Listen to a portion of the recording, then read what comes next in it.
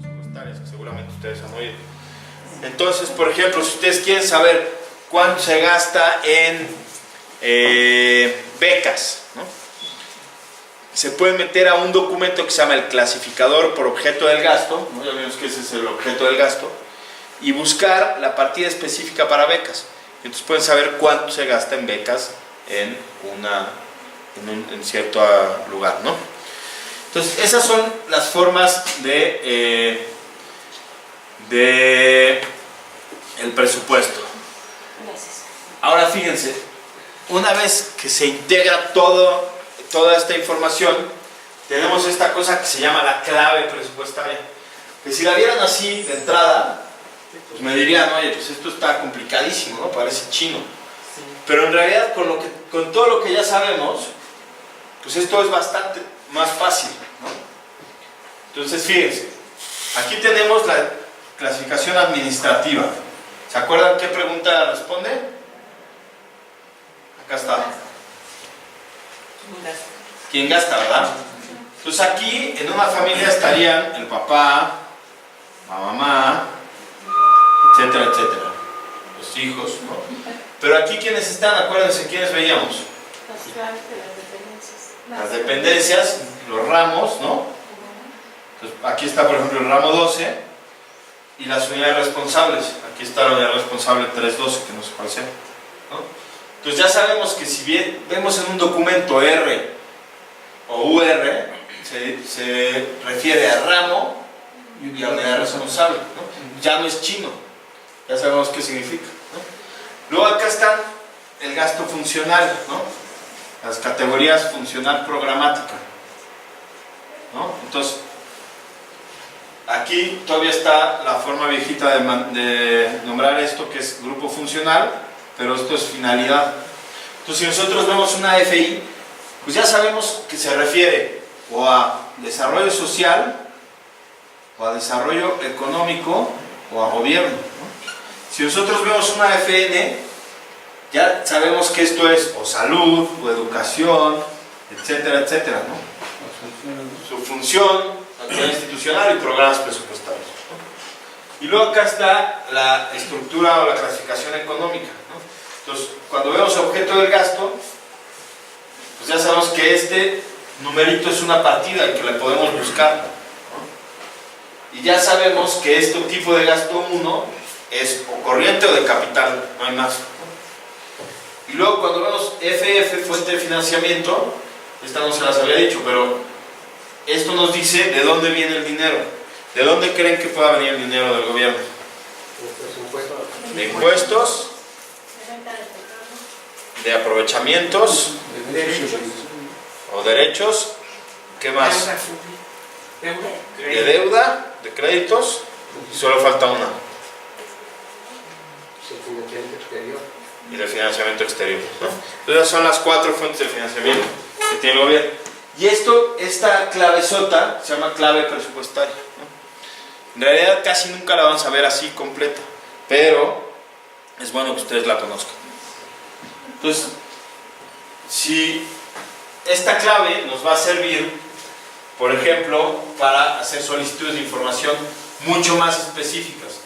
No es lo mismo que yo le pida al gobierno, ¿me podrían decir cuánto se gasta en saneamiento en la cuenca tal? ¿Me podrían decir de el programa presupuestario tal que se llama saneamiento de las cuencas con la clave tal, cuánto se gasta en la partida de sueldos y salarios? Es distinto, ¿no? Es mucho más específico lo que estamos pidiendo y por lo tanto es mucho más probable que nos contesten, ¿no? Entonces para eso nos puede servir la clave presupuestaria. También nos puede servir para cuando vemos una hoja de presupuesto, como vamos a ver a continuación, pues saber que no estamos viendo chino y no estamos viendo ahí una clave que no tiene ningún sentido, sino que ya sabemos a qué se refiere cada uno de esos símbolos, ¿no? Y estas claves son,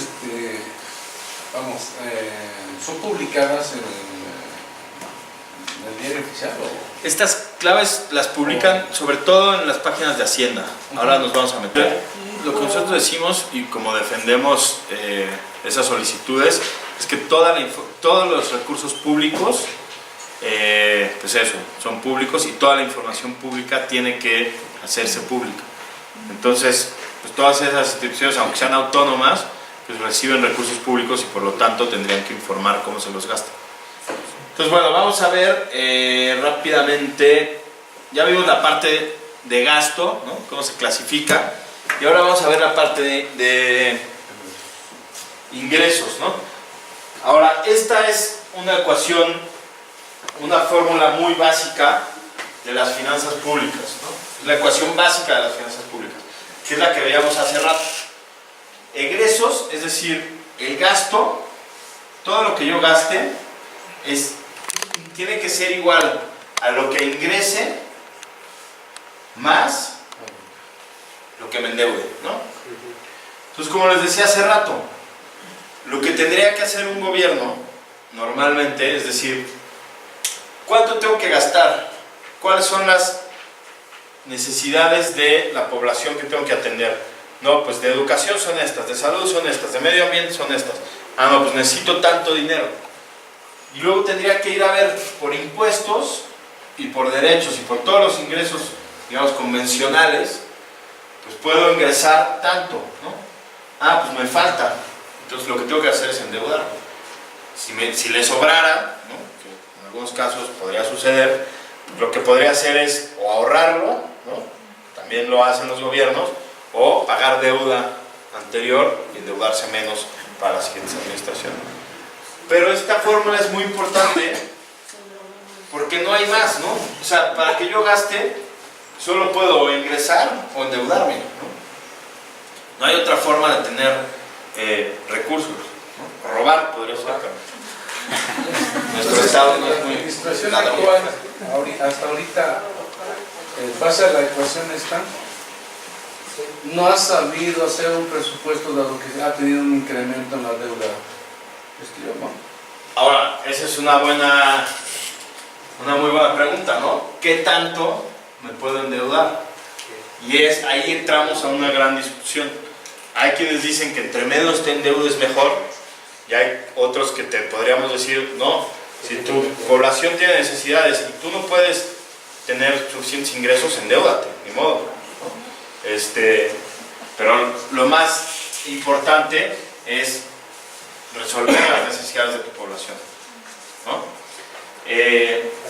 México tiene una deuda de alrededor del 50% de su Producto Interno Bruto, ¿no? que ha subido en los últimos años. Eso no necesariamente, digamos, comparándolo con otros países, no necesariamente está tan mal, ¿no? Estados Unidos tiene una deuda de más del 100% de su Producto Interno Bruto. Inglaterra también, Francia también. Las economías desarrolladas tienen deudas mucho más altas que las de México, ¿no? Ahora, la otra cosa de la deuda es que la economía, más o menos, se va desarrollando en ciclos, ¿no? ¿Han oído esto de los ciclos económicos? Entonces, hay ciclos donde la economía crece y hay ciclos donde la economía decrece. Lo que dicen algunos economistas es que hay que endeudarse. ¿En qué punto creen que habría que endeudarse? En la máxima. Si yo me endeudo aquí, a la hora que esté aquí, pues no voy a poder pagar esa deuda, ¿no? En cambio, si yo me endeudo aquí y crece la economía, pues yo voy a poder pagar la deuda que tú. Entonces se supone que hay que endeudarse en el momento en que la economía va hacia abajo, ¿no? Entonces por eso se supone que se tiene que tener una política económica contracíclica, ¿no? Contra el ciclo. Entonces yo gasto más cuando la economía va para abajo para más o menos mantener las cosas, ¿no? Eso es lo que dicen. Luego hacen otras cosas. Y eso, a nivel personal, porque eso implica, no implica estar como intencionando la deuda hacia el consumo, y a final de cuentas eso, hablando en términos como de la familia, ¿no? Ajá. A final de cuentas no traía como problemas después de no tener poder adquisitivo para pagar eso. Fíjense, eso es muy interesante. ¿Para qué nos endeudamos como personas o individuos, como familias? Normalmente. Cuando hay una enfermedad. Por ejemplo, esa es como una deuda imprevista y catastrófica, pero es necesaria, Las ¿no? fiestas. O las fiestas, pero más allá de las fiestas o las cosas que son imprevistas, para obtener un bien, ¿no? Para comprar un coche, o para comprar un departamento, una casa, un terreno. Entonces las deudas normalmente las pensamos para el gasto de capital, ¿no? Para comprar, para adquirir cosas que pensamos que nos van a ayudar a ahorrar en el futuro, ¿no? A gastar menos en renta, o a no gastar en renta, o a llegar más rápido a nuestro trabajo, o a llegar más rápido a nuestra escuela, ¿no? Entonces que nos van a hacer más productivos. En España sí se endeudaron con capital inmobiliario después. Aquí también. Ahora, un grave problema es ese, endeudarse para el gasto corriente, ¿no? Cuando llegamos al súper y nos dicen, ¿no? Ya vamos a pagarla, cuando nos dicen, ¿lo quiere pagar ahorita o lo quiere pagar a meses sin intereses? ¿Qué estamos haciendo ahí? Endeudarnos para comprar alimentos. Esa es una tontería, porque vamos a tener que volver a comprar alimentos la semana que viene. Y si nos endeudamos, nos seguimos endeudando y va creciendo nuestra deuda, ¿no? Entonces, vale la pena endeudarse para el gasto en capital, ¿no? En inversión, en infraestructura. No vale la pena endeudarse para el gasto, para el consumo, exacto. Estas son las fuentes de financiamiento que tienen los estados.